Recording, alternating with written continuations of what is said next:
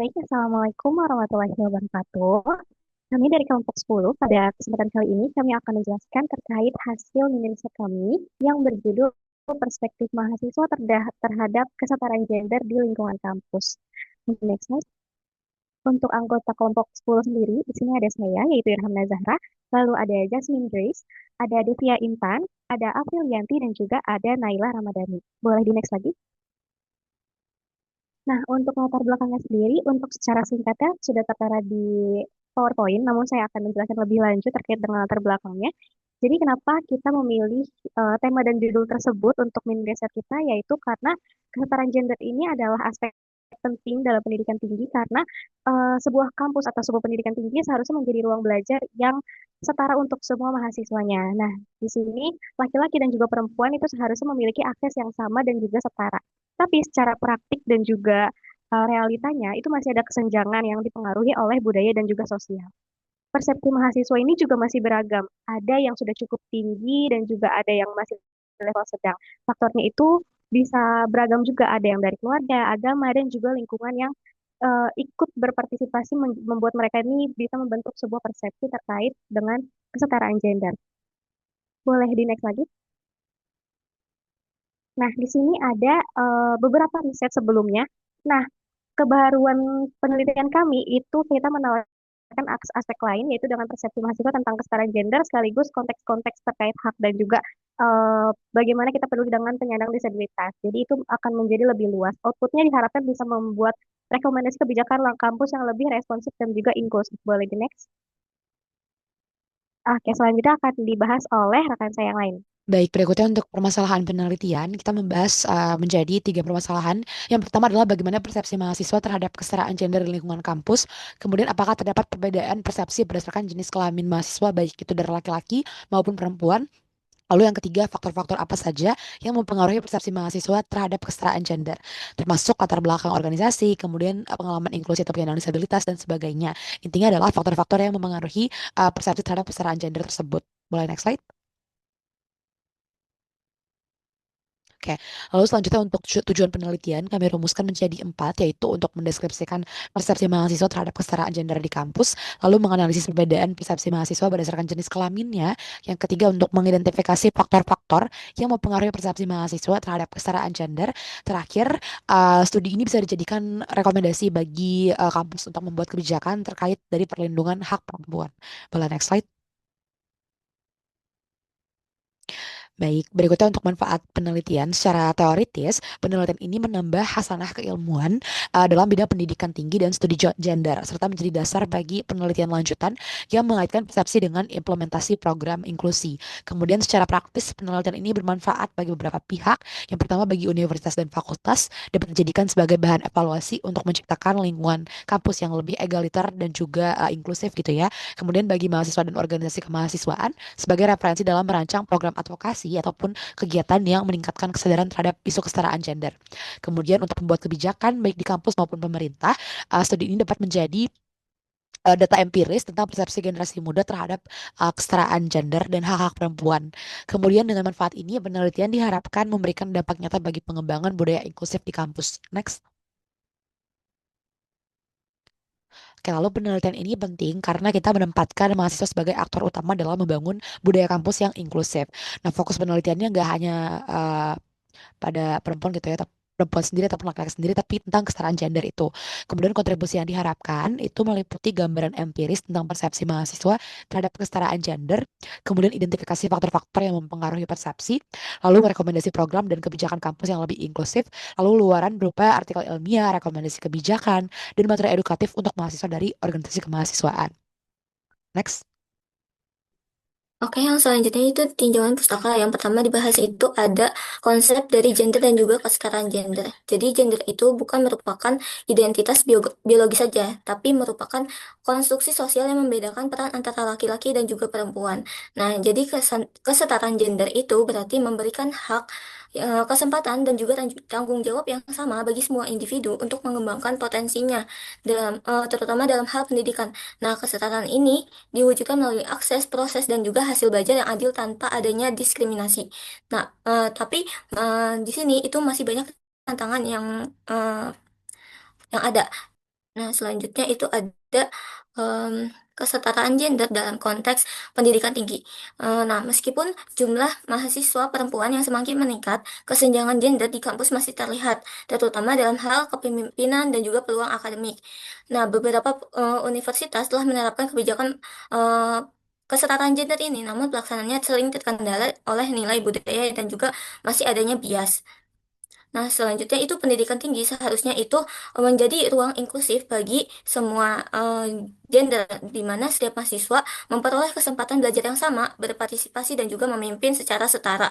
Nah, untuk mencapai hal ini dibutuhkan integrasi nilai kesetaraan gender dalam kurikulum dan budaya belajar sehari-hari. Oke, kita lanjut ke persepsi mahasiswa terhadap kesetaraan gender. Nah, jadi sebenarnya itu persepsi mahasiswa terhadap kesetaraan gender itu umumnya itu udah positif, tapi itu masih dipengaruhi sama nilai budaya, agama, dan lingkungan sosial yang membentuk pola pikir yang tradisional gitu. Nah, kesadaran terhadap kesetaraan itu kayak misalnya antar fakultas dan jurusan tuh menunjukkan kalau misalnya pemahaman mahasiswa itu masih belum sepenuhnya merata. Nah, selain memandang perbedaan peran laki-laki dan perempuan, persepsi mahasiswa juga mencakup penerimaan terhadap keberagaman identitas, termasuk kayak penyandang disabilitas dan anak di lingkungan kampus. Nah, karena itu pemetaan persepsi mahasiswa itu penting dilakukan untuk melihat sejauh mana nilai-nilai kesetaraan dan inklusi telah terinternalisasi dalam budaya akademik perguruan tinggi. Next. Oke, berikut faktor-faktor yang mempengaruhi persepsi mahasiswa. Yang pertama itu ada faktor biologis dan psikologis.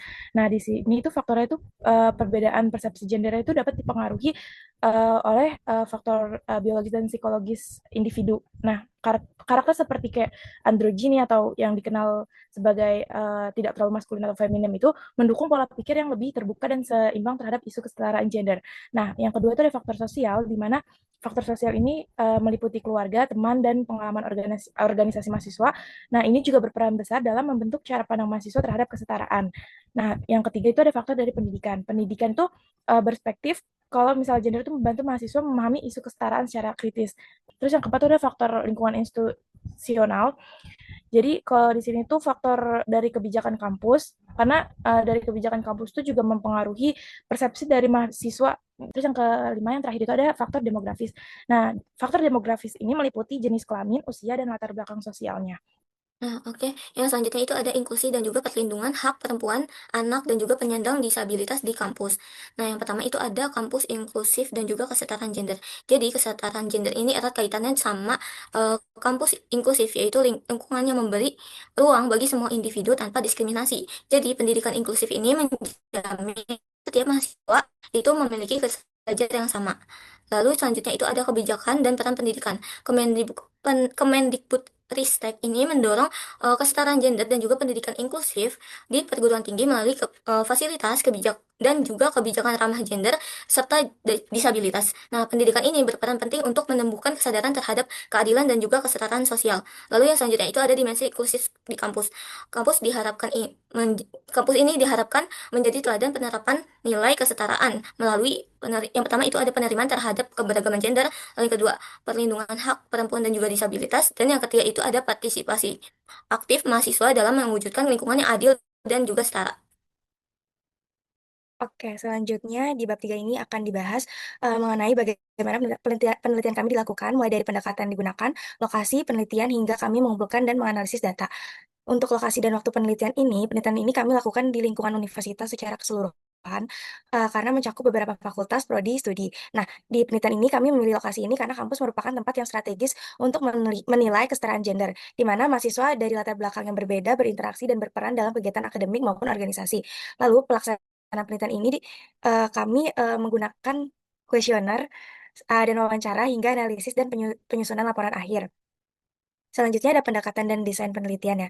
Jadi dalam penelitian ini kami menggunakan pendekatan kuantitatif deskriptif dengan analisis komparatif. Pendekatan ini kami pilih karena penelitian kami bertujuan untuk mengukur dan menggambarkan persepsi mahasiswa terhadap kesetaraan gender, hak perempuan, anak, serta penyandang disabilitas. Nah, di lingkungan kampus ini, analisis komparatif digunakan untuk melihat apakah terdapat perbedaan persepsi antara kelompok mahasiswa berdasarkan jenis kelamin, fakultas, maupun pengalaman organisasi. Dan melalui pendekatan ini juga, kami berharap bisa mendapatkan gambaran yang jelas mengenai bagaimana mahasiswa memandang dan merespon isu mengenai kesetaraan gender di lingkungan kampus. Boleh di next. Oke, selanjutnya ada objek dan variabel penelitian. Jadi objek penelitian ini adalah persepsi mahasiswa terhadap kesetaraan gender di kampus. Nah, variabel utamanya itu meliputi pemahaman, sikap, dan dukungan terhadap kesetaraan gender. Sementara variabel pendukung mencakup jenis kelamin, fakultas, pengalaman organisasi, dan latar belakang dari masing-masing mahasiswa tersebut. Oke, selanjutnya ada populasi, sampel, dan subjek penelitian. Nah, populasi dalam penelitian ini adalah seluruh mahasiswa aktif, mahasiswa aktif di universitas karena jumlahnya cukup besar, kami menggunakan teknik purposive sampling, yaitu memilih responden dengan kriteria tertentu. Nah, kriterianya itu meliputi mahasiswa aktif dari beberapa fakultas yang berbeda, yang memiliki pengalaman organisasi, serta bersedia menjadi responden. Nah, jumlah sampelnya ini yang kami targetkan sekitar 100 hingga 150 mahasiswa, agar hasilnya bisa mewakili persepsi mahasiswa secara umum. Boleh di next? Oke, selanjutnya ada sumber data dan teknik pengumpulan data. Jadi di penelitian ini kami menggunakan sumber data yaitu primer dan sekunder. Data primer ini diperoleh secara langsung dari responden melalui penyebaran kuesioner dan wawancara. Sedangkan data sekunder ini kami ambil dari dokumen resmi kampus, jurnal penelitian terdahulu, serta kebijakan universitas terkait gender dan inklusi. Boleh di next? Oke, jadi di tahap penelitian ini ada 4 tahapan. Yang pertama itu tahap persiapan. Jadi kami melakukan studi literatur penyusunan instrumen penelitian dengan melakukan uji validitas. Terus kalau misalkan yang kedua ini tahapan pengumpulan data, kami menyebarkan kuesioner dan melakukan wawancara kepada mahasiswa dari berbagai fakultas. Dan yang ketiga, tahap analisis data, kami menganalisis data menggunakan metode statistik deskriptif dan statistik inferensial serta analisis tematik untuk hasil wawancara. Dan yang terakhir itu ada penyusunan laporan yang berisi hasil kesimpulan dan rekomendasi penelitian untuk universitas. Boleh di next? Oke. Selanjutnya itu ada teknik analisis data. Dalam menganalisis data, kami menggunakan dua pendekatan, yaitu analisis kuantitatif dan kualitatif. Nah, analisis kuantitatif ini dilakukan untuk mengolah data dari kuesioner menggunakan program seperti SPSS atau Excel.